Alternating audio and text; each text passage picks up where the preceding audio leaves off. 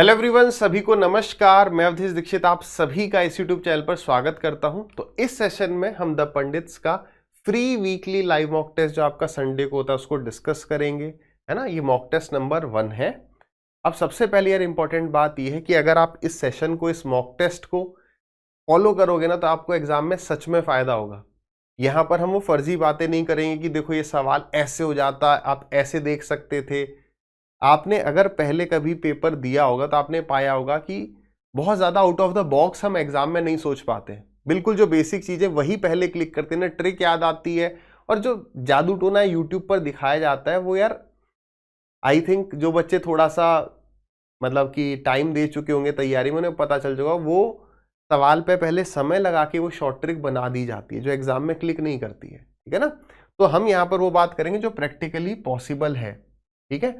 Time थोड़ा सा मैं लूंगा, लेकिन मेरा मेन पर्पस यार ये है कि अगर सेशन 20 मिनट का हो रहा है, आप कुछ वैल्यू एडिशन नहीं कर पा रहे हैं, तो इससे अच्छा सेशन 30-35 मिनट का हो जाए, लेकिन आप कुछ नया सच में सीख के जाओ। और सेशन को ध्यानपूर्वक देखोगे, अपना ये चीज मान के कि हाँ यार कुछ सीखने को मिलेगा, तो 100% बहुत सारी चीजें सीखने को मिलेंगी, ठीक है। चीजें उतनी मुश्किल नहीं है जितना हम बना लेते हैं, बट थोड़ा सा बेसिक समझना पड़ेगा, ठीक है। चलो आ जाओ। तो मैं मान के चलता हूं आपने मॉक टेस्ट दिया था, नहीं दिया था तो आप सवालों को ट्राई करो, फिर आगे बढ़ेंगे।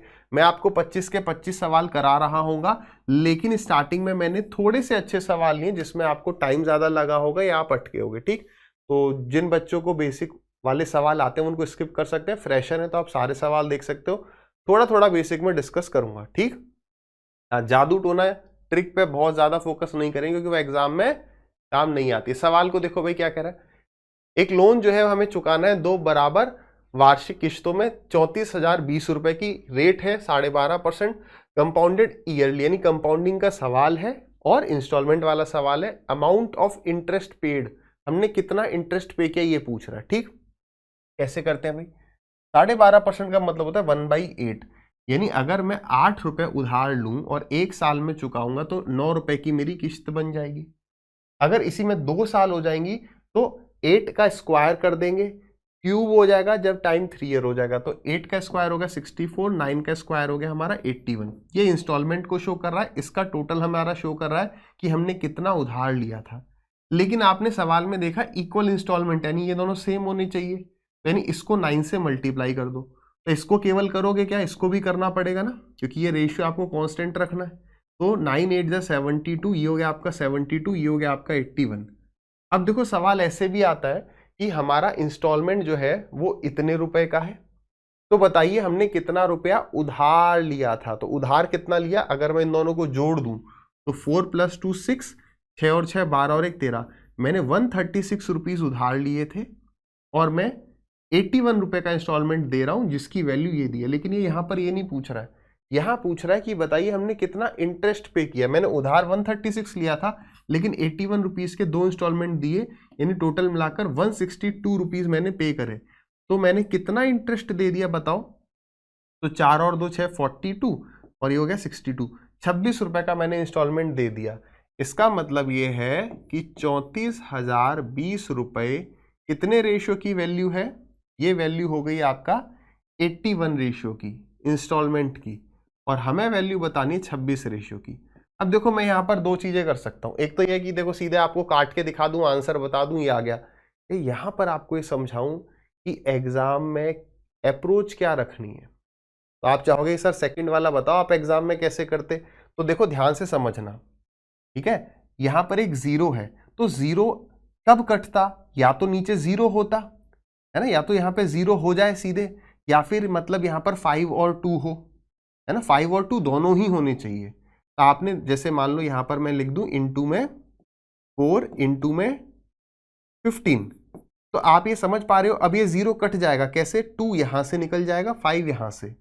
या फिर मान लो ये छोटी छोटी बातें हैं, इंपॉर्टेंट बातें, या फिर ऐसे होता कि 5 है 2 नहीं है, कोई बात नहीं है, 0 होता तो सीधे 0 कटता। तो 0 कटता है सीधे 0 से या 2 और 5 से, अदरवाइज नहीं कटता है। तो नहीं कटता है, तो अब यहां पर देखो नीचे केवल 81 अकेला बैठा था, तो यानी कि ये 0 नहीं कटेगा, यानी मेरे ऑप्शन में एंड में 0 होगा। तो एंड में 0 यहां पर भी और यहां पर भी, ये दोनों ऑप्शन नहीं होंगे। जब भी आपको कैलकुलेशन दिखती है तो आप सबसे पहले यूनिट डिजिट करेंगे, यूनिट डिजिट से काम नहीं बनता है तो आप फैक्टर का इस्तेमाल करेंगे, और बहुत रेयरली कभी होगा तो डिजिट सम का इस्तेमाल करेंगे। अधिकतर बच्चे यूट्यूब पर देखकर पहले डिजिट सम अप्लाई करते हैं, सिर्फ डिजिट सम। याद रखना 90% केस में ये आपका टाइम वेस्ट करवाएगा। 90% केसेस में कोई भी चीज पहले खुद इस्तेमाल करो फिर भरोसा करो। ये कुछ सवालों में काम करता है दिखाने के लिए, बस जादू दिखा दिया, ये एग्जाम में अदरवाइज काम नहीं करेगा। 90% केस में 10% कर जाए, कैसे देखो जरा। तो हमें यूनिट डिजिट से थोड़ा हम आगे बढ़ पाए कि यार 0 होगा। अब 0 को हटा के देखो, 0 के बाद देखो यहाँ पर वैसे 2 है, अगर यहाँ पर 30 होता और यहाँ 20 होता तो हमारे लिए और आसान हो जाता। देखो कैसे कि 0 तो होगा ही होगा, 6 2 जा 12 तो 2, और डिवाइड कर रहे हो आप किससे, पीछे क्या है 1, तो 1 कितने जा 2 होता है, 1 2 जा 2, तो हम कह देते हैं जिसके एंड में 20 है वो करेक्ट है। लेकिन यहां पर अटक गए, कोई दिक्कत नहीं है, ठीक। और एक छोटी सी बात समझ लो फटाक से कि ऑड नंबर के केस में तो एक ही पॉसिबिलिटी होती है कि 1 2 जा 2, लेकिन इवन नंबर के केस में 2 पॉसिबिलिटी हो सकती है। जैसे मान लो यहां पर नीचे 4 होता, 84 होता और पूरा ही कटना है, तो 4 कितने जा 2, एक केस नहीं होगा, 4 3 जा 12 और 4 6 जा 24, 4 7 28, 4 8 जा 32, तो 3 या 8, तो 30 या फिर 80। अगर यूनिट डिजिट से काम नहीं बनता तो हम फैक्टर का यूज करते हैं। फैक्टर कैसे, जैसे अभी इस केस में देखो हम 20 तक तो आ गए, अब यहाँ पर 26 है, ठीक है, यहाँ पर 26 है, इस 26 के अंदर मेरे को दिख रहा है 2 × में 13, तो हमारा जो ऑप्शन 13 से कट रहा होगा वो करेक्ट है। लेकिन अगर आपको लगता है कि नहीं सर फैक्टर, जैसे 13 थोड़ा बड़ा नंबर है, लग रहा है इसका फैक्टर देखने में हमें टाइम लग जाएगा, तो हम सीधे फटाक से फिर मल्टीप्लाई कर जाएंगे कि पहले 9 से काटेंगे, 81 है तो, है ना, फिर यानी ये पूरा 81 से कट ही रहा होगा, 2 बार 9 से काटेंगे फिर 26 से मल्टीप्लाई करेंगे। अब सॉल्व तो आप कर लोगे, अगर आप चाहते तो आप 13 से देख लो, जैसे 13 9 जा 117, ठीक है, फिर आपका बचा 12, ये 13 से नहीं कट रहा है, नहीं पक्का यही आंसर होगा। बात को समझ पा रहे हो, तो इस तरीके से कर सकते हो। तो देखो फैक्टर का काम आ गया। अब जरा डिजिट सम देखो, जो बच्चे सिर्फ डिजिट सम देखते हैं, डिजिटल सम या डिजिट सम, इन दोनों ऑप्शन का डिजिटल सम सेम है। 20 20 तो सेम है, 1 1 सेम है, यहाँ 18 है, यहाँ पर 9 है, 8 + 1 9, यहाँ पर 9। एग्जामिनर ये बहुत कम टाइम से आपकी हेल्प करवाने देगा, ठीक है। तो छोटी सी नई चीज देखी होगी। आ जाइए, अब तो ये क्वेश्चन क्या कह रहा है, what is the mean proportional between this and this. अब पता है मीन प्रोपोर्शन, फटाक से बात करें, मतलब ABCD, अगर ये 4 नंबर्स प्रोपोर्शन में है तो अंदर वाले दोनों का प्रोडक्ट बाहर वाले दोनों के प्रोडक्ट के बराबर होगा। इसका मतलब अगर मैं मीन प्रोपोर्शन X कह रहा हूं, है ना, वैसे ये हो गए 4 प्रोपोर्शन। मीन प्रोपोर्शन क्या होता है, ABC, 3 संख्याएं अगर प्रोपोर्शन में है तो इसका मतलब ABBC ये प्रोपोर्शन में है, यानी B² बराबर AC। तो यहां पर उस नंबर को अगर मैं X मान लूं तो क्या हो गया, इसका मतलब X² = 19.36, यानी 1936 अपॉन 100। डेसिमल को तुरंत 0 से रिप्लेस करो, इनटू में 49 डिवाइडेड बाई 100। तो उसने हमें X² नहीं पूछा, वो नंबर मीन प्रोपोर्शन यानी X पूछा है, तो X की वैल्यू क्या हो जाएगी, इसका रूट ले लेना है। वैल्यू इजी होती तो सब बच्चे फटाक से कर जाते, यहाँ पे थोड़ा पॉज ले जाएंगे। नीचे 2 100 है, यानी कि 100 बाहर आ जाएगा रूट लेने पर, यानी मेरा जो आंसर होगा वो पॉइंट के बाद 2 नंबर्स होंगे, है ना। पॉइंट के बाद क्या होंगे, 2 नंबर्स, क्योंकि ऊपर 2 0 नहीं है काटने के लिए। क्या बात को समझ पा रहे हो, ऊपर देखो 0 कैसे कटता है, पिछले सवाल में ही देखा था, जब ऊपर या तो 0 हो या 5 और 2 दोनों हो, तो 2 तो है लेकिन 5 नहीं है, तो यानी कि ये कोई भी 0 नहीं कटने वाला, तो नहीं बाहर 100 आ गया, पहली बात।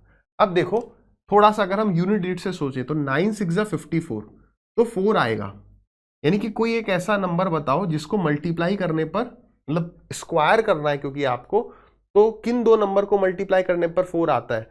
4, या ये कह लो कि किसका स्क्वायर 4 हो सकता है, तो 2 2 जा 4 हो सकता है, और 8 8 जा 64 फिर 4 हो सकता है।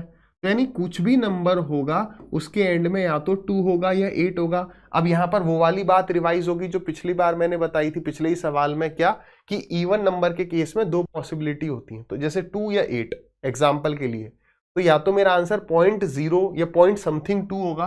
पॉइंट समथिंग 2 है क्या, नहीं, 8 है, 8 है, तो यही करेक्ट है। लेकिन हम सिर्फ ऐसे नहीं पढ़ेंगे, ऐसे नहीं समझेंगे कि ऐसा होता ही होता, मान लो दो ऑप्शन हो जाते, एक 8 एक 2 या 2 8 हो जाते, तब क्या करते? तो भाई बेसिक भी आना चाहिए कि चलो 100 हमने ऊपर से ये बाहर निकाल लिया, 49 का 7 बाहर आ जाएगा, रूट लोगे। 1936 किसका स्क्वायर है मान लो पता नहीं है, 1936 किसका स्क्वायर है पता नहीं है, तो दो दो के पेयर बना दो। ठीक है, तो इस 19 ये 19 कौन से दो परफेक्ट स्क्वायर के बीच में आ रहा है? 4 का स्क्वायर 16 और 5 का स्क्वायर 25, यानी ये 40 समथिंग का स्क्वायर है। 50 का तो हो नहीं सकता, 50 से बड़े, तो 40 समथिंग का स्क्वायर है।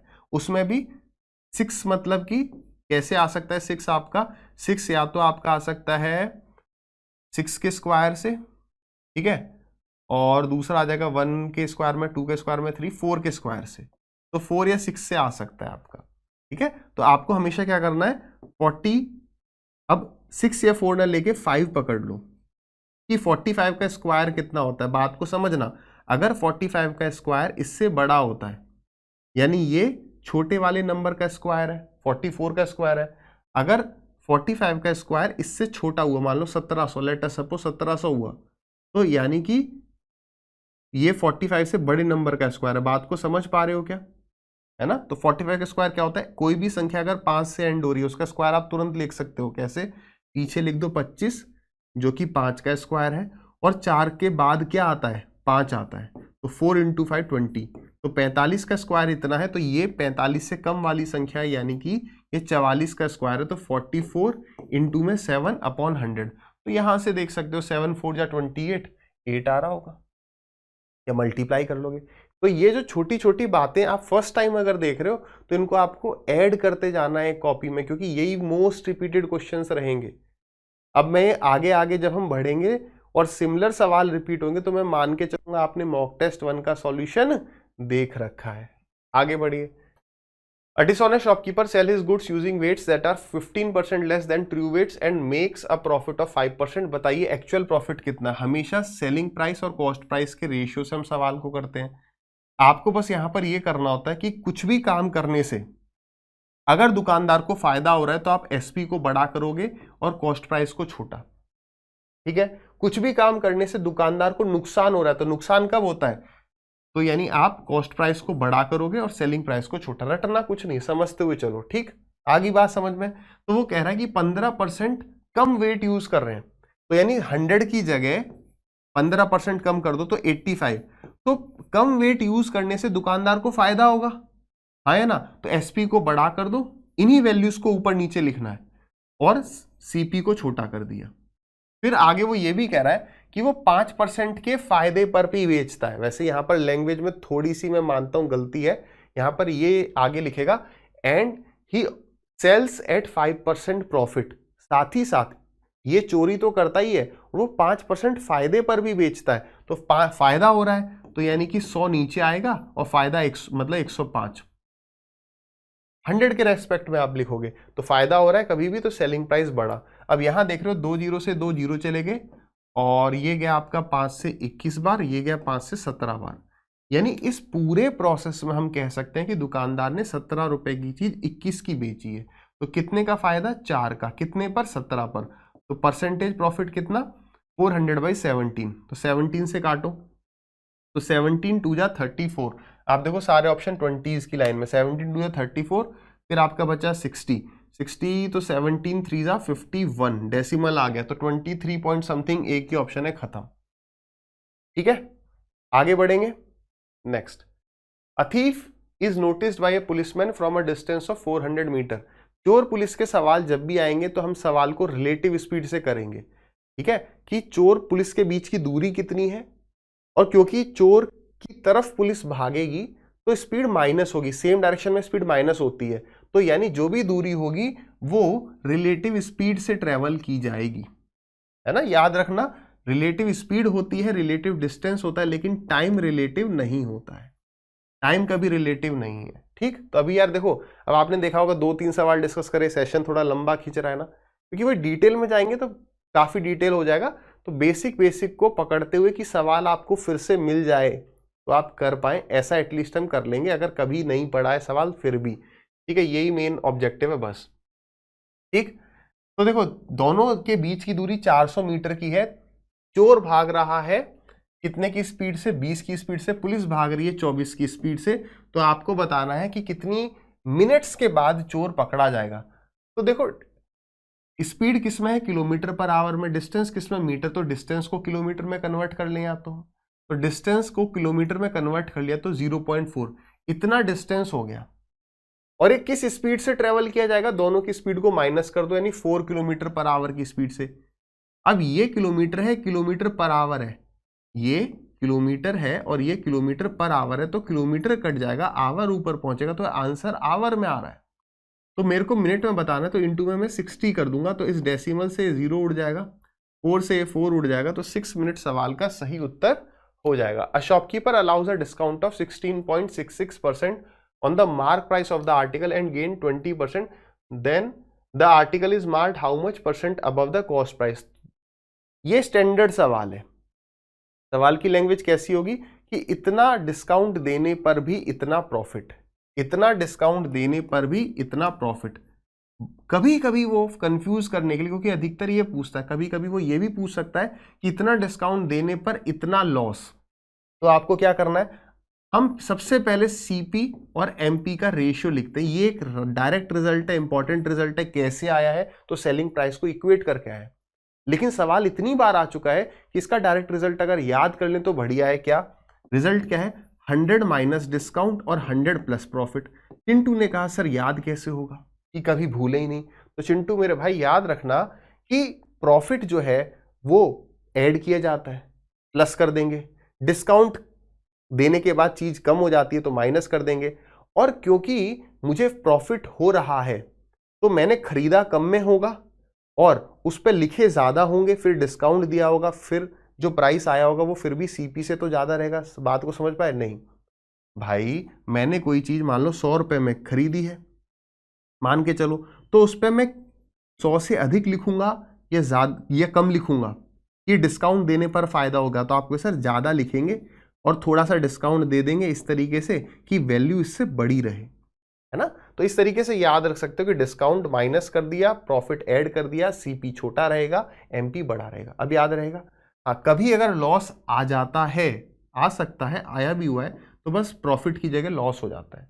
डाउट आता है तो प्रॉफिट का पहले लिख लो, बस प्रॉफिट की जगह लॉस कर दो, लॉस फिर वही माइनस। अब देखो, अब यहां पर जिन बच्चों ने ये सवाल किया हुआ हो सकता है वो अटक जाए। क्यों? कि सर ये 16.66% कैसे माइनस करेंगे, है ना। तो 16.66 जो परसेंट है ये किसके बराबर होता है? ये होता है आपका 16 सही 2/3% के बराबर होता है ना। तो या तो मैं यहाँ पे 16 2/3, या तो आप इस सवाल को ऐसे कर सकते हो 100 minus 16 2/3 ratio 100 plus 20, 100 plus 20 same आ जाएगा, फटाक से कर लें। 16 3 48 और 2 50, ये हो गया आपका 50/3, तो ये हो गया 300, 300 में से 50 गए 250, ये हो गया आपका 250/3 रेशियो 120। ठीक है, तो 0 से ये 0 चला गया, ये आ गया 25 रेशियो 36। आया नहीं आया? बिल्कुल आया। साथ ही साथ आपको ये बात पता होगी कि 100% का मतलब 1 होता है। तो या तो आप इसे ऐसे कर सकते हो, कैसे? देखो 100 की जगह आप 1 भी लिख सकते हो, 1। तो 1 माइनस, तो ये जो परसेंटेज है 16 से ही 2/3% याद आ रहा होगा, 1/6 होता है, तो उस परसेंटेज को भी आपको फ्रैक्शन में लिखना है, तो वो हो गया आपका 1/6 रेशियो 1 प्लस प्रॉफिट 20% मतलब 1/5। देखो ये कितना हो गया 6 माइनस 1 यानी कि 5 रेशियो 5 प्लस 1 6/5। क्रॉस मल्टीप्लाई कर जाओगे तो क्या फिर से 25 36 नहीं आया? मैं इन्हीं कंसेप्ट्स को समझाने पे फोकस करता हूं कि एग्जाम में कभी अटक ना जाओ। एग्जामिनर यहां पर दे देगा 14 सही 2/7, फिर हम कह रहे हैं यार 100 में से माइनस करेंगे, अटक तो नहीं जाएंगे। तो कोई बात नहीं, आप 100 की जगह फ्रैक्शन से जा सकते हो। ठीक है, क्लियर रहेगा। आगे बढ़िए। 2 सर्कल्स रिपीटेड सवाल एग्जामिनर का, डायरेक्ट कॉमन टेंजेंट और ट्रांसवर्स कॉमन टेंजेंट। क्या डाउट आता है उसको फटाक से देखेंगे। फॉर्मूला होता है अंडर रूट ऑफ डिस्टेंस का स्क्वायर माइनस रेडियस 1 रेडियस 2 और ये स्क्वायर। बेसिकली होता क्या है इस टाइप के सवाल में कि ये जो है ये हमारा जो है डिस्टेंस हो जाता है, ये राइट एंगल ट्राइंगल होता है, ये R1 प्लस R2 होता है, ये R1 माइनस R2 होता है, और ये हो जाता है आपका लेंथ ऑफ टेंजेंट। इस तरीके से फिगर बन रहा होता है। तो डाउट कहां पर आता है हमेशा? डाउट आता है यहाँ पर, ये आपकी कॉपी में लिखा होना चाहिए। तो इसको याद कैसे रखोगे, देखो कब प्लस आएगा कब माइनस आएगा। तो डायरेक्ट कॉमन टेंजेंट कुछ इस तरीके का होता है ना, ये डायरेक्ट। तो बताओ ये प्लस की तरह लग रहा है या माइनस की तरह, तो आपको सर माइनस की तरह, तो डायरेक्ट कॉमन टेंजेंट में माइनस आता है। यहां पर हम ट्रांसवर्स नहीं बना पाएंगे, ट्रांसवर्स कॉमन टेंजेंट यहां बन पाएगा, ये है ट्रांसवर्स कॉमन टेंजेंट। तो ये प्लस की जैसा है या माइनस की जैसा, ये प्लस के जैसा, खत्म। अब देखो ये कौन सा टेंजेंट है, डायरेक्ट कॉमन टेंजेंट। दिमाग में क्या आना चाहिए, डायरेक्ट यानी सीधी लाइन, बस वैल्यू पुट कर देंगे। तो उसने कह रखा है दो सर्कल है जिनका रेडियस इतना इतना है, डिस्टेंस उनके सेंटर के बीच का 73 है, यानी 73 का square minus R1 minus R2 हो जाएगा। तो ये कितना हो गया आपका 6 और 2 8, ठीक है, और ये हो जाएगा आपका 48। तो 48 का स्क्वायर अंडर रूट आ गया। जब भी आपको एग्जाम में ए स्क्वायर माइनस बी स्क्वायर दिखता है तो आप क्या करो, ए प्लस बी इंटू ए माइनस बी कर लो, इनके स्क्वायर ना निकालो, ठीक है। ऑप्शन से नहीं कर पाएंगे क्योंकि सबके एंड में 5 आ रहा है, ठीक। तो कितना हो जाएगा ये 73 प्लस 48, 8 और 3 11, कैरी गया 1, 7 4 11 और 1 12, 121, और ए माइनस बी कितना हो जाएगा 3 2 5 50 70। तो ये हो गया इसका रूट 5, क्योंकि जब रूट लोगे तो 5 बाहर, 121 में से 11 बाहर, 11 5 55 is the right answer. Next कह रहा है कि in a division problem the divisor is 6 times the quotient. Divisor क्या है, कोशिएंट का 6 गुना है, ठीक है, एंड 4 टाइम्स द रिमाइंडर। कौन है 4 टाइम्स, यही डिवाइजर। तो डिवाइजर जो है 4 गुना है रिमाइंडर का। क्या करते हैं हम सीधे, कोई ट्रिक वगैरह नहीं, डिवाइजर और कोशिएंट इन दोनों को कौन जोड़ रहा है, या इन तीनों को कौन जोड़ रहा है आपस में, डिवाइजर और कोशिएंट के बीच का रिलेशन है, डिवाइजर रिमाइंडर के बीच में जो रिलेशन है, तो दोनों या तीनों को जोड़ने का काम ये कर रहा है। बेसिक बात आ रहा हूं बस एक बार फटाक से, ठीक है। तो यानी ये वैल्यू सेम होनी चाहिए। तो क्या करोगे, सेम करने के लिए हमेशा एलसीएम, तो 6 और 4 का एलसीएम 12, तो ऊपर 2 से मल्टीप्लाई कर दो, तो इसे भी 2 से करना पड़ेगा, और इसे मल्टीप्लाई कर दिया 3 से, इसको भी करना पड़ेगा। तो कितना हो गया, ये हो गया आपका 12, दोनों सेम हो जाएंगे, ये हो जाएगा आपका 2 और ये हो जाएगा आपका 3। तो अगर रिमाइंडर 3 है तो कोशिएंट 2 है, डिवाइजर कितना है 12। उसने कहा यदि रिमाइंडर यानी कि शेषफल भागफल शेषफल कितना आपका 24 है, तो 3 रेशियो की वैल्यू कितनी आ गई 24, 3 8 या 24। तो सारी जो वैल्यूज है इनटू में 8 करके आ जाएंगी, सारी वैल्यूज जो है इनटू में 8 करके आ जाएंगी। उसने क्या कह रखा है, बताइए डिविडेंड कितना है ना। तो इसका मतलब क्या है, जो भाज्य है जिसे डिवाइड किया गया वो कितना है। तो भाज्य क्या होता है, डिवाइजर इनटू में कोशिएंट प्लस रिमाइंडर। तो यानी क्या हो जाएगा हमारा 12 इनटू में 2 इनटू में ये भी 8 से मल्टीप्लाई था, ये भी 8 से मल्टीप्लाई था, और प्लस कर देंगे हम कितना 24। ये मेरा आंसर आ जाएगा। अब क्या मैं इसे ऑप्शन से कर पाऊंगा क्या, नहीं। क्यों नहीं कर पाएंगे, देखो यार अभी रीजन ये है कि एंड में सब में 0 है ना, और यहां पर हम देखें ट्राई ट्राई ट्राई 8, देखो अगर मैं बहुत क्लोज आपको लेके जाऊं, कुछ चीज अगर मैं कॉमन ले सकता हूं, देखो सब में सारे नंबर्स को छोड़ो, हम यहां से ये निकाल सकते हैं कि एंड में 0 आएगा या नहीं आएगा। मैं अब आपको छोटी छोटी चीजें बता रहा हूं, अगर कैलकुलेशन ज्यादा लगे तब के लिए। यहां तो ज्यादा नहीं है, 2 2 जा 4 हो गया, 8 8 जा 64 हो गया, 4 4 16 हो गया, 6 6 4 10, एंड में 0 तो होगा ही होगा। अब देखो कुछ ऐसी चीज है क्या, अभी हमने क्या कर लिया, यूनिट डिजिट यूज कर ली। चलो इससे ना क्या होगा, बेसिक्स क्लियर होते जाएंगे कि सर वो चीज यूज कैसे करनी है, यूनिट डिजिट और फैक्टर वाली। अब साथ ही साथ अगर मैं फैक्टर देखूं तो यार कुछ इसमें से कॉमन आ जाए कि यार ये पूरा नंबर इससे पक्का कट रहा है। तो ये है आपका 3 8 जा 24 और यहाँ पर 3 है, तो यानी कि 3 में कॉमन ले सकता हूँ। तो मेरा ऑप्शन 3 से कटता होगा, 3 से ये तो कट नहीं रहा है ना, और 3 से ये देखो ये 3 से कट रहा है, 3 से ये भी कट रहा है। फिर आप 8 देखोगे तो 8 से भी ये दोनों कट रहे हैं, तो आप इस तरीके से नहीं कर सकते। फिर चाहे तो डिजिट सम कर सकते हो, डिजिट सम में टाइम लग जाएगा। देखो प्रैक्टिस जैसे जैसे करोगे ना, बात को समझना, केवल एक चीज को फॉलो नहीं कर सकते कि मैंने कहा ये तो इसको ही फॉलो करेंगे। एग्जाम में ना बस इतना आपको सोचना पड़ेगा कि यार इसे सॉल्व कर जाऊं तो कम टाइम लगेगा, या फिर सोचूं यूनिट डिजिट तो फटाक से दिख जाएगा 2-3 सेकंड में। टाइम लगता है आपका सबसे ज्यादा डिजिट सम में। आप मल्टीप्लाई करोगे, सोचोगे डिजिट कितना आ रहा है, यहां डिजिट सम काम कर सकता है, क्योंकि हमने सबसे पहले क्या किया, यूनिट डिजिट से थोड़ा एलिमिनेट किया, फैक्टर से थोड़ा एलिमिनेट किया, फिर डिजिट हम इतना टाइम न लगा के हम कैलकुलेट अगर कर जाएं तो बढ़िया रहेगा। 12 दूनी 24 और 8 8 जा 64, तो 24 इंटू में 4 हो गया आपका 96, और 24 इंटू में हम 6 कर जाएंगे तो 144, 144 और 9 153, प्लस कर दो इसमें 24 तो ये हो गया आपका 1560। तो इस तरीके से कर सकते हैं। ये बातें तो मैं आपको भी बताते चल रहा हूं कि यूनिट डिजिट को और फैक्टर को कैसे यूज करना है। ठीक, चलो क्या कह रहा है, a right circular cone has radius of 34 centimetre, उसका वॉल्यूम दिया है, हाइट पूछ रहा है, सीधे वैल्यू पुट कर दो। कोन का वॉल्यूम क्या होता है 1/3 पाई आर स्क्वायर इंटू में h इज इक्वल टू 25432। एक ट्रेंड चल रहा है क्या कि बच्चों को ये बता देते हैं कि भाई जहां पर भी पाई आए तो ये देख लेना कि हमारा ऑप्शन 11 से तो नहीं कट रहा। सीधी बात ये समझो कि वो चीज आई कहां से, वो चीज आई आपका फैक्टर से। अगर लेकिन आप ऐसी रट लोगे तो आप यहां पर, चलो यहां पर 22 दिया नहीं है, कोई भी ऑप्शन ऐसा नहीं जो 11 से कट रहा हो आप, क्योंकि 22 है तो 22 11 का मल्टीपल है, तो आप सीधे वो खोजो और टिक कर दो ना। वो आया कैसे, वो ऐसे आया जैसे मान लो यहां पर मैं h की कोई वैल्यू डालूं, ठीक है ना, तो ये जो पूरी संख्या आएगी ये किससे पक्का कटेगी, तो आप कहोगे सर 7 से, मान लो ऐसे यहाँ पे नंबर्स होते, 7 से कुछ कट जाता, 3 से कुछ कट जाता, इसके अंदर जो 11 है वो नहीं कट रहा ना, तो हम इसलिए कह देते हैं कि ऑप्शन हमारा 11 से कटेगा। लेकिन यहां पर जो h की वैल्यू आ रही है आप ये समझो कि वो कैसे आ रही है, क्या ये 7 या 3 इसको किसी को काट रहा है, यहां पर नहीं। इसका मतलब क्या है, आप समझ पा रहे होगे, इन बातों पे ध्यान देना शुरू करोगे धीरे धीरे तो टाइम एग्जाम में सेव होगा।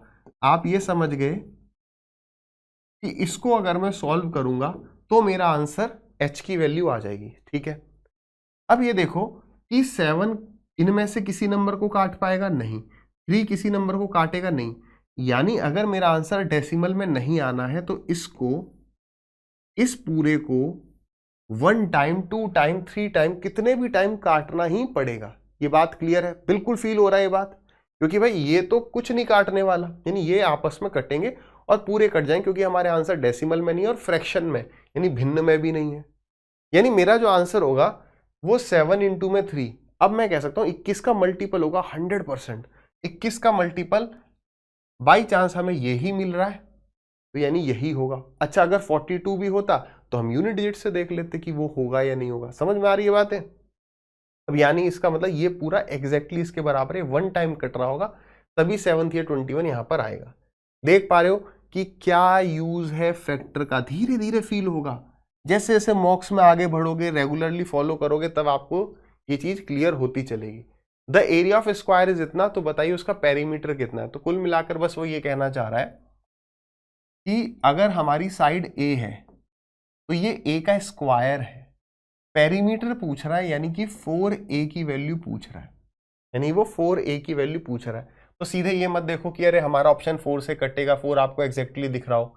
अगर आपको 4 नहीं दिख रहा है ना तो मैं आपको दिखाता हूं, इन दोनों में से कोई आंसर होगा। जो भी हमारी साइड है ना, 4 इंटू में साइड आ रहा है, तो इन दोनों के होने की प्रोबेबिलिटी है। लेकिन हम ऐसे तुक्का नहीं मारते, थोड़ा आगे जाके बढ़ना है।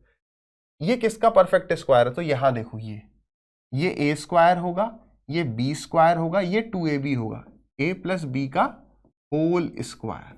तो यानी यहां से समझ में आ रहा है a क्या है आपका 3x है, प्लस b क्या है आपका 7 है, इसका स्क्वायर आप चाहे तो देख सकते हो 2ab ये है होना चाहिए।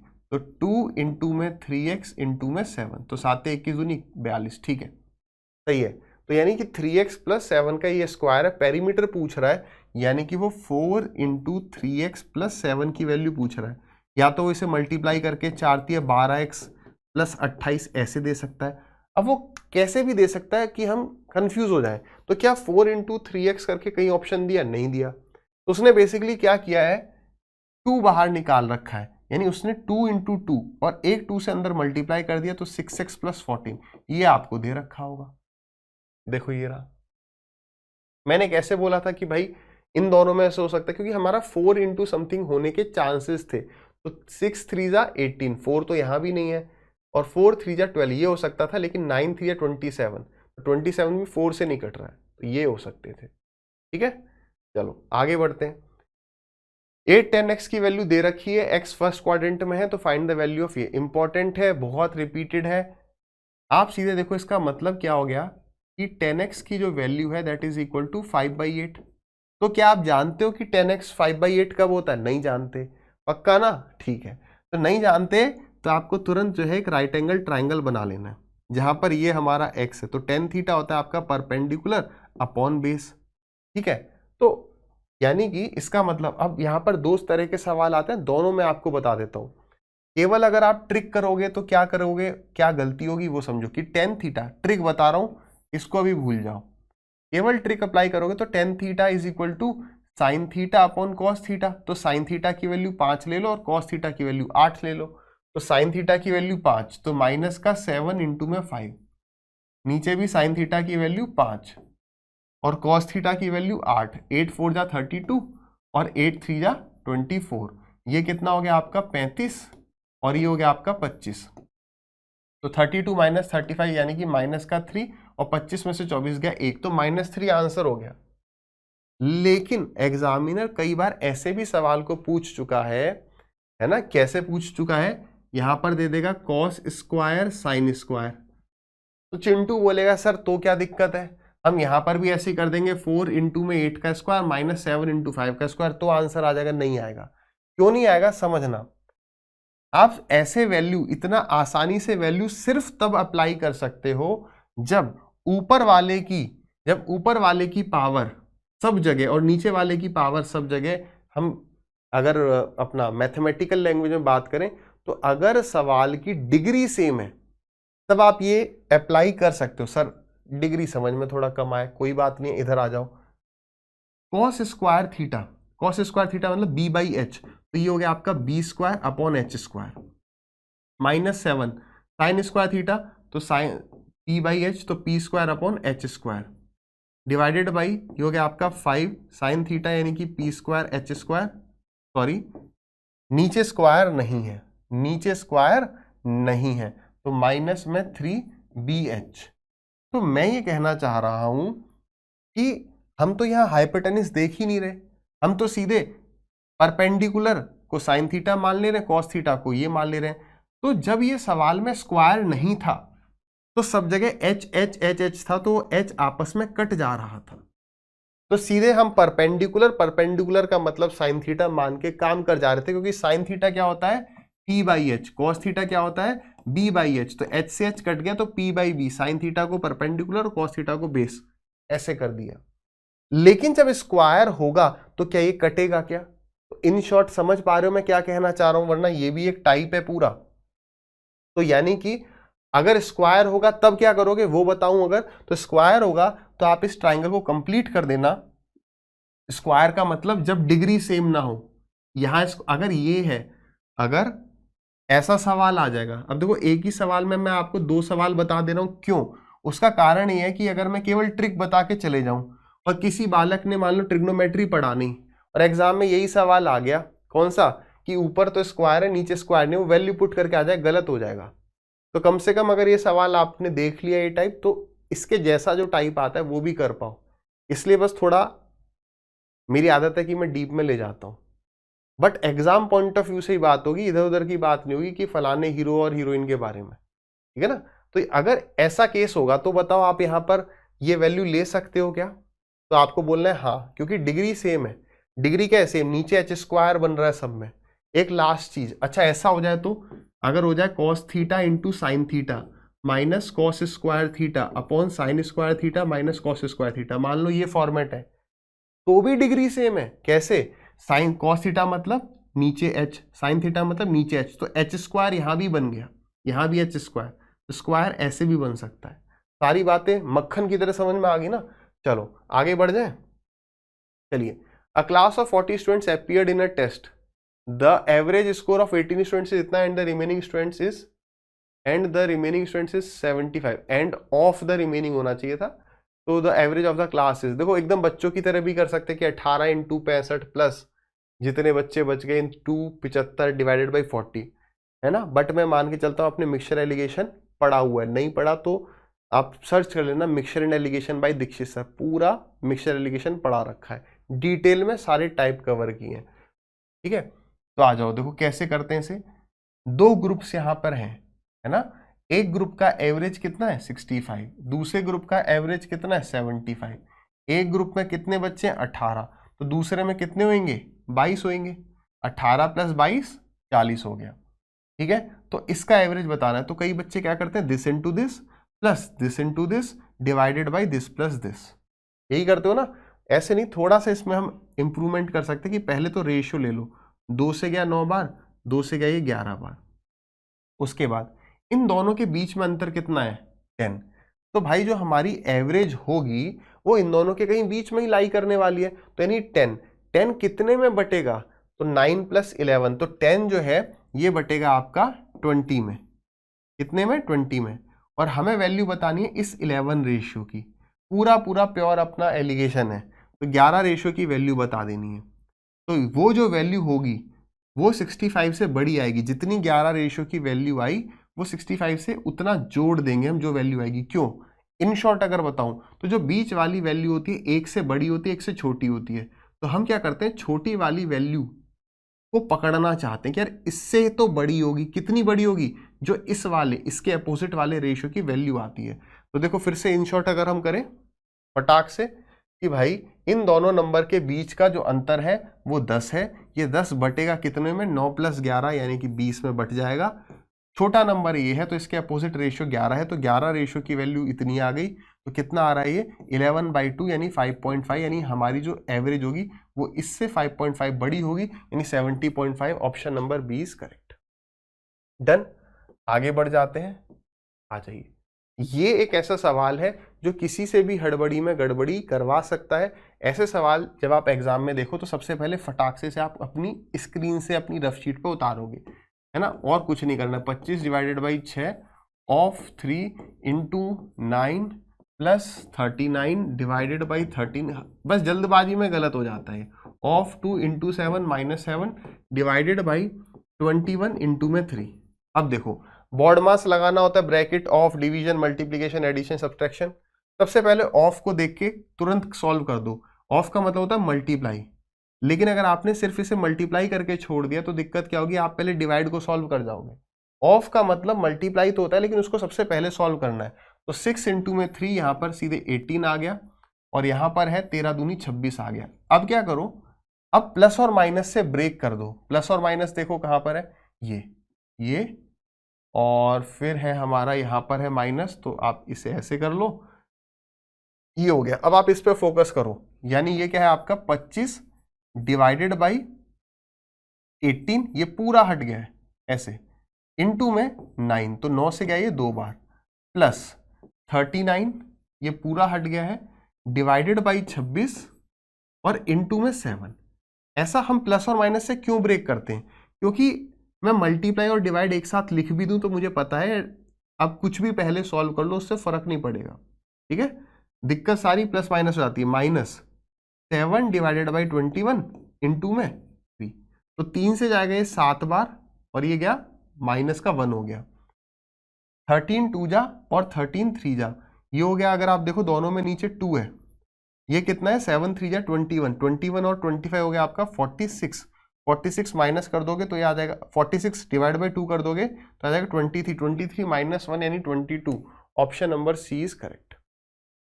यार इसमें कुछ भी नहीं है, बस बॉड मास लगाना है, आराम से लगा देना है। एक राइट एंगल आइसोसेलेस ट्राइंगल है जिसका एरिया 72 है। देखो राइट एंगल आइसोसेलेस ट्राइंगल यानी ये दोनों बराबर है, यानी ये एक्स है तो ये भी एक्स है, तो area of any triangle is half base into में हाइट। ये आपका 72 है, तो 72 का डबल हो गया 144, एक्स की वैल्यू आ गई कितनी 12। क्लियर है, तो उसने पूछा हाइपोटेनस कितना होगा, तो या तो ये है 12 का स्क्वायर प्लस 12 का स्क्वायर, यानी कि 144 इनटू में 2, 144 का रूट 12 आ गया, तो ये 2 रूट 12 हो गया।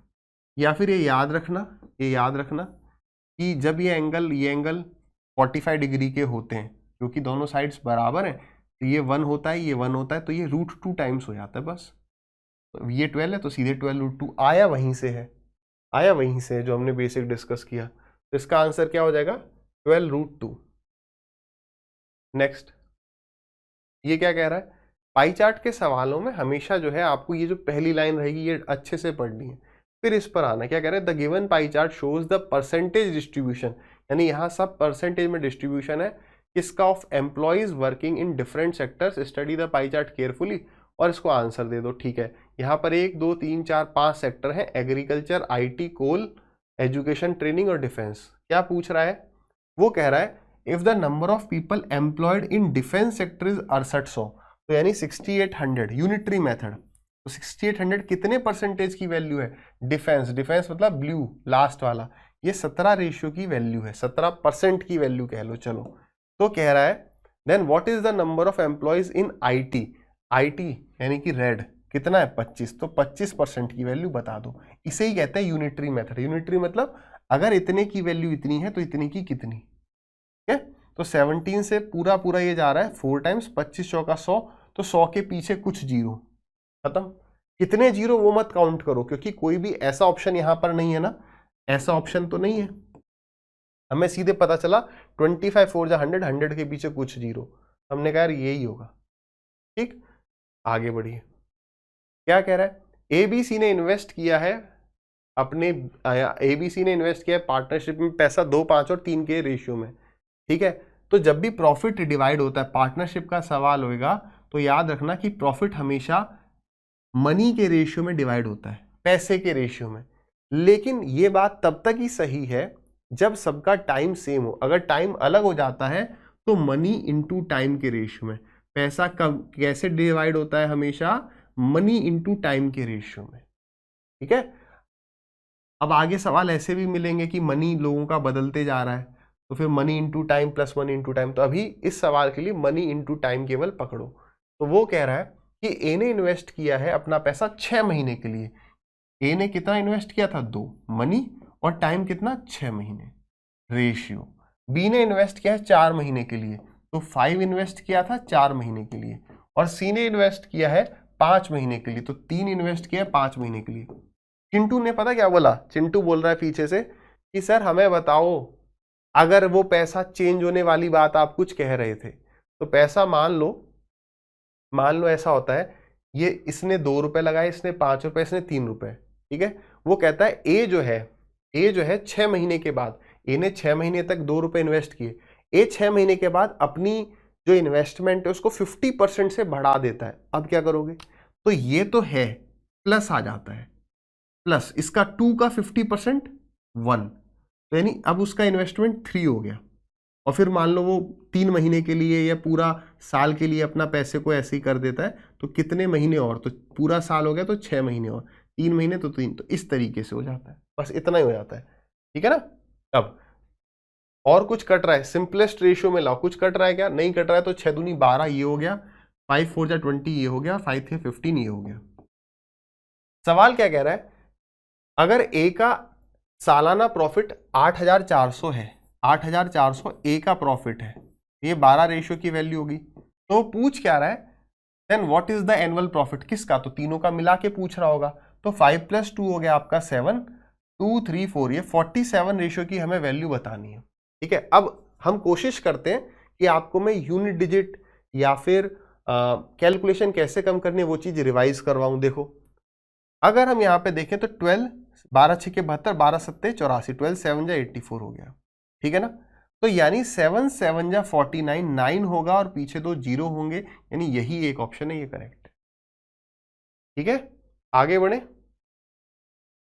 एसएससी का one of the favourite questions जो हर जगह रिपीट होता है, कौन सा, इनकम एक्सपेंडिचर और सेविंग्स वाला, ठीक है। यहाँ पर एलिगेशन लगता है, जब भी दो चीजों को जोड़ने पे तीसरी चीज आती है, जैसे इनकम कैसे बनता है, इनकम बराबर होता है एक्सपेंडिचर प्लस सेविंग्स। ये हमें ये बताता है कि अगर आप एक्सपेंडिचर और सेविंग्स पे अगर आप एलिगेशन लगाओगे तो इनकम पर चेंज आपको पता चल जाएगा। क्यों, इन दोनों को जोड़ने पर ये बनता है, तो इन दोनों पर अगर आप एलिगेशन लगाओगे तो आपको इनकम पर चेंज पता चल जाएगा। तो देखो, एक्सपेंसेस और सेविंग्स का रेशियो दिया हुआ है अनुष्का का, अनुष्का ये हाँ 5 और 3 दिया हुआ है, तो उसने कहा है कि उसकी इनकम जो है 20% से बढ़ जाती है और उसकी सेविंग्स जो है 10% से बढ़ जाती है। तो बताओ खर्चे पर कितने परसेंटेज का चेंज आया, इंक्रीज हुआ, डिक्रीज हुआ, जो भी हुआ बताओ। पॉजिटिव मतलब इंक्रीज, नेगेटिव मतलब डिक्रीज। जब आप बड़े में से छोटे का घटा रहे हो तो कितना आ रहा है 10। तो यहां से हमें ये पता चल रहा है कि 5 रेशियो की वैल्यू 10 है। इसका मतलब 3 रेशियो की वैल्यू कितनी हो जाएगी, डबल 6। एलिगेशन में हमेशा क्या होता है, बीच वाली वैल्यू एक से बड़ी होती है, एक से छोटी होती है। तो वो बड़ी है या छोटी है दूसरी संख्या से, वहां से पता चलता है कि तीसरी के साथ क्या होगा। किंतु समझ में आया? देखो कभी कभी मुझे पता है आपके क्या बात ऊपर से गई होगी, तो यहां आ जाओ। 10 से बड़ा है ना 20, यानी 20 से भी ये बड़ा होगा, और कितना बड़ा होगा, वो ये वाली वैल्यू है। पीछे भी ये बात डिस्कस करी थी। तो 20 + 6 26, तो 26 यानी option number A is correct. बच्चों की तरह ऐसे मत करो कि 500 रुपए, 300 रुपए, 800 रुपए, 800 रुपए बढ़ाने लग रहे हो, that will be very time taking. ये बेस्ट मेथड है, ठीक है। आगे आ जाइए। The interest accrued on a sum of 25,000 रुपए lent at simple interest rate of 6.25% for a particular time is equal to that of interest accrued on a sum of 4/5 of the previous one at a rate of 8% per annum for the same time period. What is the interest? अच्छा, ये वो सवाल होगा जो गलत था शायद। इसका सॉल्यूशन आपको ऐसी गलत ही मिल गया है। देखो ये हमारा प्रिंसिपल है, रेट है हमारा ये, टाइम हमें नहीं पता है, डिवाइडेड बाई 100। ये इंटरेस्ट बराबर है, अकॉर्डिंग टू ये क्वेश्चन ये कह रहा है, ये किसके बराबर है, 4/5। किसका, इस प्रिंसिपल का, यानी 25,000 का।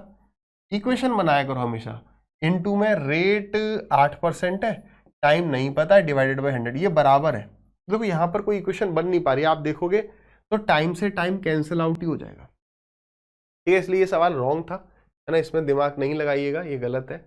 Next, if p tan cube x plus q cot cube x is equal to tan x cot x and p tan x is equal to q cot x, then find the value of p square plus q square। देखो जब भी हमें options जो है numerical form में दिए होते हैं, तब हम ट्राई करते हैं कि हम वैल्यू पुट से सवाल को कर जाएं, ठीक है। डाउट थोड़ा सा तब आता है जब जैसे मैंने ऑप्शन दिया आपको ट्रिग्नोमेट्रिक फॉर्म में, जैसे साइन थीटा, एक दे दिया कॉस थीटा, तो यहां पर भी हम वैल्यू पुटिंग से कर सकते हैं, बट वो तब है जब हमें कोई आइडेंटिटी नहीं दिख रही है, कोई हमारा देखा हुआ टाइप नहीं है। क्यों? क्योंकि जब मैं यहाँ वैल्यू पुट करूंगा तो थीटा की वैल्यू 45 को अवॉइड करूंगा। क्यों? क्योंकि साइन 45 कॉस 45 बराबर हो जाते हैं, तो ए और बी ऑप्शन सेम हो जाएंगे। यहां पर देखो, यहां पर तो न्यूमेरिकल आंसर है। न्यूमेरिकल आंसर से क्या होता है कि मैं कुछ भी वैल्यू पुट कर सकता हूं, बस जो गिवन इक्वेशन है ये सेटिस्फाई हो जानी चाहिए। जैसे मैंने कहा देखो ये इसके बराबर है, तो अगर मैं x की वैल्यू 45 डाल दूं तो बढ़िया एकदम p is equal to Q आ जाएगा, क्योंकि tan 45 बराबर cot 45 इज इक्वल टू 1। अगर मैं यहां पर 45 डाल दूं तो p plus q is equal to 1 into में 1 यानी 1 हो गया। तो यहां से p और q की वैल्यू कितनी आ रही है, देखो इसका मतलब half plus half is equal to 1, half plus half दोनों बराबर है, x है तो ये भी x है, तो 2x की वैल्यू 1 है तो x की वैल्यू हाफ आ गई। तो p square plus Q square कितना हो जाएगा, तो 1/2 का स्क्वायर 1/4 प्लस 1/4, ये हो गया 2/4 यानी कि हाफ, यानी option number C is correct. Next, what is the perimeter of a sector of a circle with radius इतना एंड एंगल ऑफ 45 डिग्री। देखो अब मैं इसे फटाफट बताता हूं, दोनों चीजें डिस्कस करनी है, एग्जाम में दोनों चीजें आती हैं। एक सवाल आता है आपसे, एक सवाल आता है, दोनों सेक्टर है, एक बोलता है इस वाले पार्ट का एरिया बताओ और एक कहता है इस वाले पार्ट का पेरीमीटर बताओ, है ना। मेरे हिसाब से ये वाला थोड़ा सा गलती होने की संभावना ज्यादा होती है, लेकिन बच्चे क्या करते हैं, दोनों का फॉर्मूला रटने की कोशिश करते हैं, वो सबसे बेकार है। मैं आपको सीधी बात ये कह रहा हूं कि हम इस सवाल का फॉर्मूला कैसे याद रखेंगे। ये एंगल हमारा थीटा है, कोई फॉर्मूला मत याद रखो, बस आपको आना चाहिए कि पूरे सर्कल का जो पेरीमीटर है वो 2πr होता है और पूरे सर्कल का एरिया जो है वो πr² होता है। बस कोई फॉर्मूला क्यों रटना यार। अगर मैं आपको कह दूं कि पूरे सर्कल का एरिया इतना होता है तो आधे सर्कल का बता सकते हो, आपको अरे सर बहुत आधा है, बहुत आसान है, आधा करना है, तो वो कैसे बताया आपने, क्योंकि 180 डिग्री आधा सर्कल, 360 डिग्री का कितना हिस्सा है, बस ये पता करना कि पूरे सर्कल का जो भी हमें ये एंगल दिया जा रहा है वो कितना हिस्सा है। अब मैं कह दूं ये 60 डिग्री है, तो आपको समझ में आ रहा है ना, यानी 60 जो है 360 का 60 जो है 360 का 1/6 है, यानी पूरे के एरिया का 1/6 एरिया इसका होगा। काम खत्म, फालतू में फॉर्मूला रटने में लगे हुए हैं, नहीं रटना है। है ना। तो अगर वो यहां पर कह रहा है एंगल 45 डिग्री है, तो बताइए इस सर्कल का जिसका रेडियस 24 है इसका एरिया क्या होता। तो हम सीधे करते यार, देखो 45 डिग्री 360 डिग्री का कितना हिस्सा है इनटू में पाई आर स्क्वायर। अभी ऐसे लिख देता हूं, बस खत्म।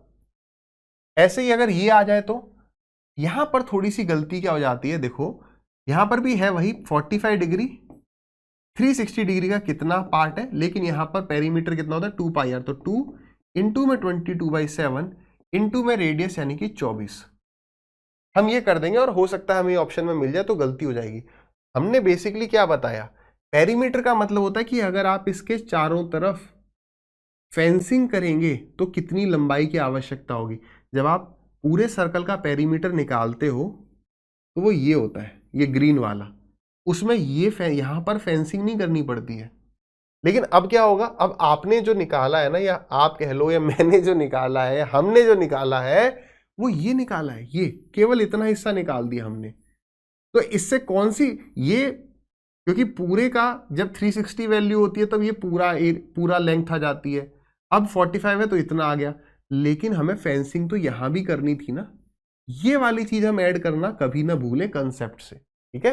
तो बस अब क्या कर देंगे, यानी कि इसका मतलब ये है कि दिस प्लस यहां पे कर देंगे रेडियस प्लस रेडियस 2 रेडियस, यानी 24 का डबल 48। ये हमारा आंसर हो जाएगा। सारे ऑप्शन देखो 48 से बड़े ही हैं और डेसिमल में भी जा रहा है, यानी वो चाहता है हम इसको ढंग से सॉल्व करें। एकदम ढंग से सॉल्व करेंगे, ठीक है। नीचे जीरो रह जाएगा क्या, अब देखो कैलकुलेशन के स्टेप्स और समझो। जीरो ऊपर 5 भी है ऊपर 2 भी है तो जीरो नहीं रहेगा। अब तो 2 यहां से ले लिया और 5 9 जा 45, तो ये जीरो चला गया। 9 4 जा 36, 2 2 जा 4 और 2 से गया ये 11 टाइम, तो ये कितना हो जाएगा आपका, और इस 2 से गया ये आपका 12 टाइम्स। तो कितना हो गया, ये हो गया। अब ये भी सीख लो, छोटी छोटी चीजें सीखते चलो। अगर किसी भी नंबर को आपको 11 से मल्टीप्लाई करना है तो लेफ्ट से लिखना चालू करो। 7 7 + 3 10, कैरी गया 1, फिर 3 और 1 कैरी 4। इस तरीके से प्रैक्टिस करके देखो। बड़े नंबर भी ट्राई कर लेना, जैसे 2 4 9। कैसे करोगे, आप YouTube पे देखोगे तो आपको YouTube पे 123 से सिखाएंगे। क्यों, क्योंकि ये आसान है, यहाँ पे कोई कैरी का दिक्कत नहीं है कि सबसे पहले 3 3 + 2 5 1 + 2 3 और 1। अब प्रैक्टिस तुम करोगे नहीं, एग्जाम में 249 × 11 आ जाएगा, फिर वहां पे अटक जाओगे कि यार 9 + 4 13, अब 1 का क्या करें। तो कोई दिक्कत नहीं है, कैरी जाता है। फिर 9 और 4 सबसे पहले तो लिखोगे 9, फिर आ जाएगा 9 और 4 13, कैरी गया 1, 4 और 2 6, जो 1 कैरी था वो 7, फिर यहाँ पर आ गया 2, तो 2 7 3 9। तो ये चीजें प्रैक्टिस पहले घर पे करके जाओ। तो ये कितना आ जाएगा 12 इंटू में 11। और कभी भूल भी जाओ तो ट्रिक कोई बड़ी चीज थोड़ी है, 249 इंटू में 11 करना, तो 249 खत्म। 249 इंटू 111 आ गया तो फिर से 249। कितना टाइम लग रहा है, ट्रिक के भरोसे ना रहो, ठीक है ना। तो ऐसे ही 12 इंटू में 11 तो 2 2 + 1 3, फिर 1 132/7, 7 1 जा 7, फिर आपका बच गया 62। 62 तो 7 लगभग 9 टाइम्स ही हो जाएगा, 7 8 जा 56 पॉइंट 18 पॉइंट समथिंग, ठीक है। 18 पॉइंट समथिंग, आगे जाने की जरूरत नहीं है। 8 और 8 16, कैरी गया 1 4 5 6 66.84 ही होगा, लगभग वही आ जाएगा 19 + 48 अप्रोक्स।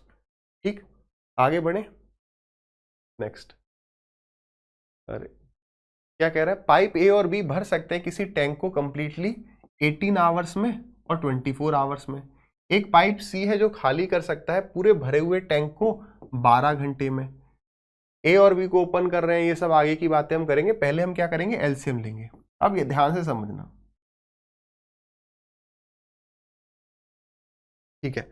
अब मेरे पास फिर से दो ऑप्शन है। अभी जो है ये नंबर्स थोड़े छोटे हैं, तो हो सकता है आप इसका एलसीएम पकड़ पाओ या एग्जाम प्रेशर में नहीं भी पकड़ पाओ। तो मैं यहां पर कह दूंगा देखो यार इसका ऑप्शन, इसका जो एलसीएम है वो 72 है। बट बाई चांस अगर एग्जाम में जब ऐसे एग्जामिनर कई बार आपको यहाँ पे फंसाएगा, बड़ी वैल्यूज कर देगा, पूछा हुआ है बड़ी वैल्यूज कर देगा, तब आप एलसीएम ऐसे लोगे 18 24 12, पहले 2, फिर यहाँ लिखा 9, 2 से 12, फिर 2 से 6, फिर 3, 3 से 3, 3 से 4, 3 से 2, फिर यहाँ पर 2, इस तरीके से लंबा कर लोगे, फिर एलसीएम आएगा, फिर वो यहाँ लिखोगे। दूसरा, उससे बहुत बेटर अप्रोच को समझ लो और इस चीज को प्रैक्टिस करना पड़े। देखो जो मैं आपको सीधे एक सवाल में बता रहा हूं, जब वो पूरा हम सेशन लेते हैं तो उसमें 5-7 सवाल रहते हैं, एकदम type bye type, step by step हम आगे बढ़ते हैं, तो थोड़ा सा डिफरेंस रहेगा, मगर वो आपको प्रैक्टिस करनी है फिर वैसे सवाल ढूंढ के। ठीक है, देखो ऐसे केस में आपको क्या करना है, आपको या तो 2 नंबर या हो सकता है तीनों नंबर ऐसे मिले जो किसी एक सेम नंबर से कट रहे हो। जैसे यहां पर आपको ये तीनों नंबर 6 से कटते हुए दिख रहे हैं, तो 6 3 जा 18, 6 4 जा 24 और 6 2 जा 12। माइनस क्या दिखा रहा है, ये माइनस दिखा रहा है कि ये एम्प्टी करने वाला पाइप है। अब आपको 3 4 और 2 का एलसीएम तो पता है ना, 3 4 और 2 का एलसीएम कितना हो गया, 12। तो 3 कितने जा 12, 3 4 जा 12, 4 कितने जा 12, 4 3 जा 12 और 2 कितने जा 12, 6 जा 12। इससे क्या हुआ देखो, तुरंत तो आपका एलसीएम आ गया और आपकी एफिशिएंसी आ गई, दोनों काम एक साथ हो गए। इससे क्या होता, आपको केवल एलसीएम मिलता, फिर आप इस बड़े नंबर से डिवाइड कर रहे होते तो बहुत ज़्यादा टाइम लग जाता है। ठीक है ना, तो ये दिस इज बेस्ट मेथड, इस पर प्रैक्टिस करना। अब ये माइनस का 6 होगा, ठीक है। अब वो क्या रहा है ए और बी को हमने सुबह 8 बजे ओपन किया है और 2 बजे हम क्या करते हैं, ए और बी को बंद कर देते हैं और सी को ओपन करते हैं, तो कितनी बजे टैंक पूरा खाली हो जाएगा। अब देखो टैंक खाली हो जाएगा, वैसे इससे हमें ज़्यादा फर्क पड़ता नहीं है, बट ये और हमें याद दिला रहा है कि भाई खाली करना है। तो हुआ क्या कि 8 बजे हमने दोनों टैंक खोले, दोनों ए और बी खोले थे और 2 बजे बंद कर दिया, यानी कितने घंटे हो गए, 8 और 6 घंटे हो गए। तो 6 घंटे में इन दोनों ने कितना भरा होगा, 4 + 3 इतना भरा होगा। सॉल्व मत करो कितना, इतना भरा। अब ये आ जाता है खाली करने, तो ये 1 घंटे में 6 खाली करा, इतना इतने घंटे में खाली कर जाएगा, यानी 7 आवर्स का टाइम ये लेगा। 7 आवर कब से, 2 बजे से। तो 2 + 7 9 PM है। एक ऑप्शन वो 9 AM भी दे सकता है कि हम हड़बड़ी में 9 AM टिक कर दे, दिया नहीं है बट दे देता है। ठीक है, तो दुख होता है कि यार सब सही करके भी गलत हो गया। आ जाइए, ऋषभ ने डिवाइड किए हैं 5400 रुपए अपने 3 दोस्तों के बीच में, किस रेशियो में, 4 5 और 3 के रेशियो में। ठीक है, कह रहे difference between 3 times the largest share and 2 times the smallest share is. अब वो क्या चाहता है मैं समझ गया, शायद आप न समझ पा रहे हो, समझ गए होगे। वो चाहता है हम कैलकुलेशन ज्यादा बड़ी कर दें। देखो सबसे पहले 5 + 4 9, 9 और 3 12, तो ये जो 5400 है ये कितने रेशियो की वैल्यू है, 12 रेशियो की वैल्यू।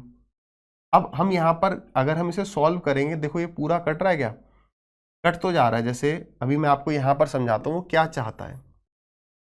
तो 5400/12, अब एक बालक इसे ऐसे करेगा कि 4 या 12 से पूरा काटने की कोशिश करे, अगर काटना भी है तो बेटर अप्रोच समझना।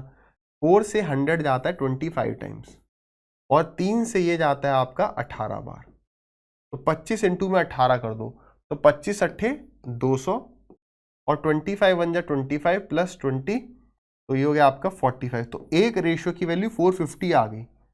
अब वो कह रहा है कि difference between 3 times the largest, तो लार्जेस्ट क्या है ये, तो पहले मैं लार्जेस्ट की वैल्यू निकालूं कि 5 इंटू में 450, उसका 3 गुना करूं, -2 टाइम्स द स्मॉलेस्ट, 2 इंटू में स्मॉलेस्ट 3 और फिर इंटू में 450 करूं। एक बालक तो ऐसे कर रहा है, दूसरे ने तुरंत समझा कि यार वो ये कहना चाह रहा है कि 3 इंटू में 5 सबसे बड़ा ये, इतने ratio, -2 times the smallest, -2 into में 3, तो ये कितना आ गया, 15 - 6, तो 15 - 6 कितना हो गया, ये हो गया आपका 9।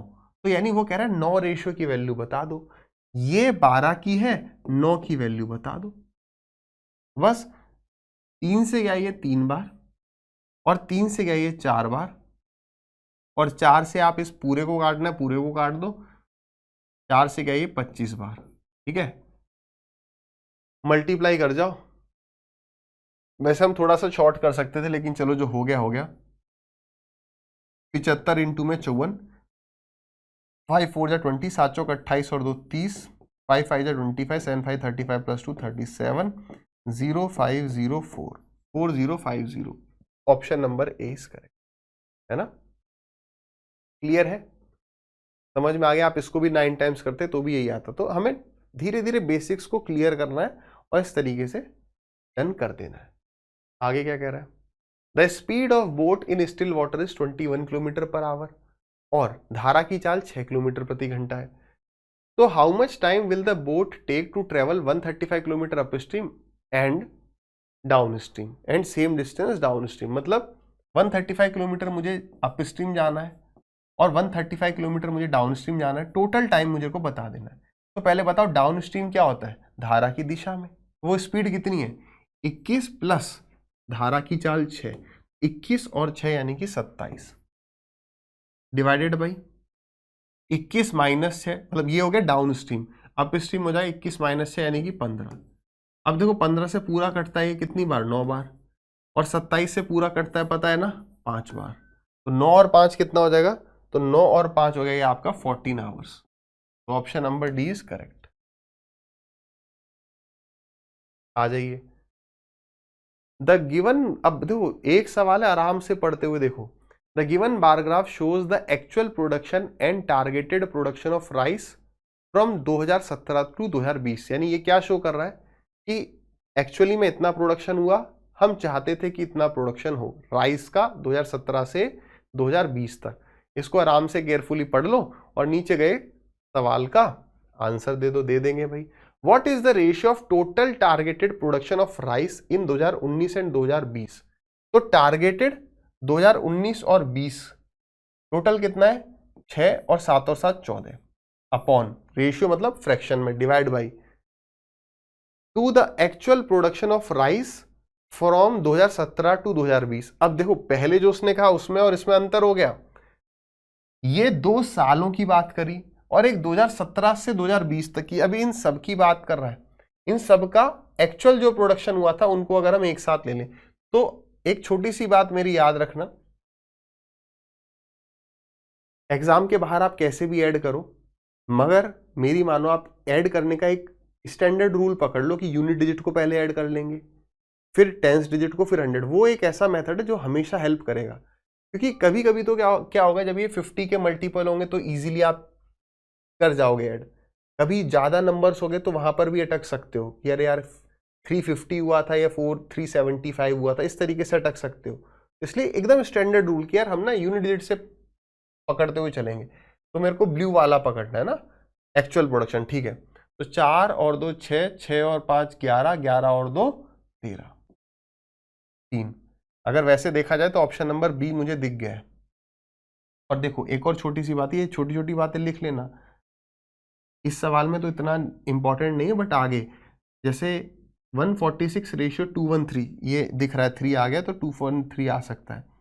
तो अगर 146 रेशियो 213 है ऑप्शन में और इसका उल्टा भी ऑप्शन में है, बाकी सवालों के लिए कह रहा हूँ, तो एक बार क्रॉस चेक कर लेना। जैसे सवाल आएगा एसिड और वाटर का रेशियो और एंड में वो वाटर एसिड का रेशियो पूछ देगा, मिल्क वाटर और वाटर मिल्क का कर देता है, तो वहां पर ये चीज आपको चेक करनी है कि रेशियो में जब भी आंसर है तो A/B अगर मेरा आ रहा है तो कहीं B/A तो नहीं दिया है। अगर दिया तो एक बार देख लेंगे कि हम सही निकालें या नहीं, या उसने एंड में चेंज तो नहीं कर दिया। ये चीज एक तो लिख लो। ये 3 आ गया, कितना हुआ था टोटल भूल गया मैं, 4 2 6 5 11 2 13 कैरी गया 1, फिर 7 और ये हो जाएगा 7 14 15 16 17 17 और 4 21, तो 213 हो गया। ठीक है, तो option number B is correct. ठीक है, अच्छा ये भी सवाल आ गया, मेरे को लगा 25 हो गए। In an election between 2 candidate P and Q, P get 130% of the votes of Q and beats him by 951 votes, total votes polled if no votes is invalid. अब तो ये कह रहा है P और Q जो है ये 2 लोग हैं, 2 इलेक्शन में खड़े हुए, P को 130% मिल रहा है Q का, तो P को Q का 130%, यानी Q को अगर 100 मिले तो P को 130 मिल गए, या 0 से 0 काट दो, 13:10। टोटल वोट कितने 23 हो गए, 10 + 13। तो उसने कहा है कि वो उसको 951 वोट से हरा दे रहा है, 951। लेकिन यहां पर अगर आप देखो तो कितने से हरा रहा है, 3, यानी 3 रेशियो की वैल्यू कितनी 951। पूछ क्या रहा है, तो वो कह रहा है टोटल वोट बताओ कितने हैं, टोटल मतलब कि 23 रेशियो की वैल्यू पूछ रहा है। अब फिर वही बात है, अभी हमने ऑप्शन देखा नहीं, जैसे ही हमारे सामने आया तो हमने ये समझा कि यार कहीं यूनिट डिजिट से तो नहीं है ये सवाल हो जाए। तो देखो 3 1 जा 3, तो 3/3 यानी 1, तो यूनिट डिजिट में हमारा 1 होगा। इतनी बात अब आपको समझ में आने लगी। तो यूनिट डिजिट तुरंत, कितना टाइम लगा देखो, 3 1 3, 3/3 1 होगा यूनिट डिजिट, क्योंकि नीचे ऑड नंबर है, एक ही पॉसिबिलिटी है। इतनी देर में यूनिट डिजिट चेक हो जाता है। अब मैं फिर समझा रहा हूं, डिजिट सम जो बच्चे चेक करते हैं कि डिजिट सम देखें हम, हमारा डिजिट सम कितना है, वो बालक क्या करता है, पहले 3 से काटेगा, 3 3 9, फिर ये हो जाएगा आपका 3 1 3, फिर 21, 3 7 21। मैं ये समझाना चाह रहा हूँ कि डिजिट सम में टाइम वेस्टेज कैसे होता है। तो 7 + 1 + 3, तो 7 3 10 1 11, 11 मतलब 2 हो गया, 3 और 2 ये हो गया आपका 5, 5 × में 2 10, तो यानी हमारा यूनिट, तो हमारा जो डिजिट सम आएगा वो 1 आएगा। क्या आएगा? 1 आएगा। तो अब आपको सारे ऑप्शन देखने हैं, ये भी देखोगे, ये भी देखोगे, है ना। अगर आप इसको देखो तो यहाँ पर 7, ये 9 है, 9 एक इसका आ रहा है डिजिट सम, और ये इसका 6 आ रहा है। तो इस तरीके से आप ये कर सकते हो डिजिट सम से। यहाँ पर मैं मानूंगा कि यहाँ पर हम बच के निकल सकते हैं, लेकिन सुन लो बात अच्छे से कि अगर सिर्फ यहाँ पे मैं डिजिट सम यूज करूं तो हो सकता है कि हम आंसर तक ना पहुंच पाए। मतलब क्या हुआ? चिंटू ने पूछा सर मतलब मेरे भाई आपको यूनिट डिजिट तो निकालनी पड़ी ना। सबसे पहले यूनिट डिजिट 1 होगी, तब आपने देखा ये हो सकता है कि यहां पर भी डिजिट सम 1 आ जाए। देखो 9 9 यहाँ 8 आ रहा है, 7 2 9 और 5 4 9, यहाँ पे 0 आ रहा है। ठीक है, यहां पर अब बाई चांस ऐसा हुआ कि केवल एक ही ऑप्शन ये था, अदरवाइज अगर एक ये ऑप्शन हो जाता तो हम नहीं बता पाते। 7 9 2 1 अगर डिजिट को आगे पीछे कर दे, ठीक है, तो ऐसे केस में हम मल्टीप्लाई भी कर जाएंगे और डिजिट सम देखना, डिजिट सम भी देख सकते हो। डिजिट सम एकदम लास्ट है, नहीं अगर कुछ समझ में आए तब, और वो अधिकतर केस में आपको टाइम वेस्ट करवाएगा। आ जाओ, a² + 1/a² इज वैल्यू इतना, तो a³ + 1/a³ की वैल्यू बताओ कितनी हो जाएगी। अब ध्यान से समझेंगे इसको। देखो एक बात आप हमेशा याद रखना, लिख लेना चाहे तो, कि a³ + 1/a³ सिर्फ और सिर्फ a + 1/a से निकलता है, और a³ - 1/a³ सिर्फ और सिर्फ a - 1/a से निकलता है। एकदम याद रहना चाहिए। तो अब जब हमने ये सवाल देखा तो इसका मतलब ये है कि अगर मुझे ये निकालना है तो मुझे a + 1/a चाहिए। बस इस पर आ जाओ। तो ये कैसे निकलेगा? दिस + 2, ये सब फॉर्मूले हैं, दिस + 2 और उसका रूट ले लो, तो 169 का रूट हो जाएगा 13। तो इसकी वैल्यू क्या हो जाएगी? गिवन का क्यूब -3 × में गिवन। ये a³, ये सारे फॉर्मूले हैं, ठीक है, इसमें कोई बेसिक्स नहीं है कि a³ + 1/a³ का value is equal to a + 1/a, यानी गिवन का क्यूब -3 × में गिवन।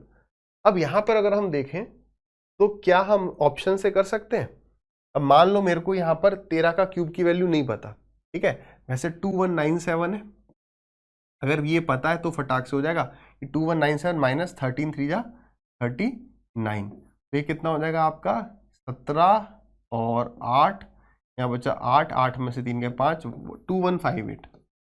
लेकिन अगर मैं यूनिट डिजिट से करने की कोशिश करूंगा तो 2 में अटक जाऊंगा, है ना। तो अब अगर यूनिट डिजिट से करोगे तो भी आप निकल सकते हो। बच के कैसे निकल सकते हो समझना ध्यान से। 13 वैसे कॉमन लेके भी कर सकते हो, करना ही है तो। दूसरी बात यह आपको ये समझ में आ गया कि 3 का जो क्यूब होगा एंड में 7 होएगा, और यहाँ पर 3 3 जा 9, तो 7 - 9 यानी 8 हो गया। ये 2 ऑप्शन हो गए। और दूसरी बात फिर ये है कि यार देखो 12 का क्यूब हमें पता है 1728 होता है, 1728 - 39, तो 1700 से बड़ा ही होगा, तो ये टिक कर सकते हो। तो तरीके कई सारे होंगे, बस दिमाग में ये बात याद रखना कि बेसिक पर एकदम कमांड करनी है, सिर्फ ट्रिक्स के भरोसे अपने को नहीं रहना है, ठीक। इसी के साथ जो है हमारा ये मॉक टेस्ट होता है। एंड कैसा लगा बताना, कुछ आपको लगता है सर और इम्प्रूवमेंट ऐसे कर सकते हो आप, है ना, ये और कर दोगे तो और बेहतर लगेगा, मैं वो ज़रूर कमेंट करके बताना।